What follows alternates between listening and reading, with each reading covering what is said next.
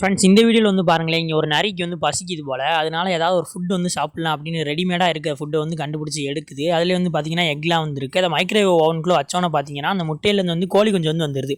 இதுக்கு வந்து அதிர்ச்சி ஆகுது, என்னடா இது இப்படி இருக்கே அப்படின்னு. அந்த டப்பாவை எடுத்து பின்னாடி பார்க்குது. அதில் என்ன போட்டிருக்காங்கன்னா 6 மாதம் வெயிட் பண்ணி தான் வந்து சாப்பிடணும் அப்படின்னு போட்டிருக்காங்க. இதுவும் இந்த டேட்டை வந்து மார்க் பண்ணி வச்சுக்கிறது. சரி, இப்போ அந்த கோழி குஞ்சுக்கு வந்து ஏதாவது ஃபுட் கொடுப்போம் அப்படின்னு இந்த மக்காச்சோளத்தை வந்து கொடுக்குது. அது வந்து இந்த நரியிட போய் பார்ப்போம் அப்படின்னு அது கூட வந்து விளையாடலான்னு நினைக்குது. பட் இது வந்து அப்படியே கீழே வந்து தூக்கி போட்டுது. இதை பார்த்துட்டு இருக்கவங்களுக்கு ஐஸ்கிரீம் சாப்பிட்றது பிடிக்கும்னா மறக்காமல் நம்ம சேனலை சப்ஸ்கிரைப் பண்ணிக்கோங்க. நாள் வந்து ஓடிக்கிட்டே இருக்குது. இதுவும் வந்து ஏதாவது சாப்பிடணும்னு கொடுத்துக்கிட்டே இருக்குது. இவரோடய சேர்ந்து வந்து வாழ ஆரம்பிச்சிருது. இவரோடைய புக் படிக்குது. இவரோடய தான் எப்போயுமே வந்திருக்கு. இதே மாதிரி போய்கிட்டே இருக்கப்போ பார்த்தீங்கன்னா அந்த 6வது மாதமும் வந்துடுது. அவர் எழுதி வச்சிருந்தார்ல ரெடி டு ஈட்டுன்னு. அன்றைக்கி சாப்பிட்லான்னு அப்படியே காய்கறியெல்லாம் வந்து வெட்டிக்கிருக்காரு, ரெடியாக இருக்கார்.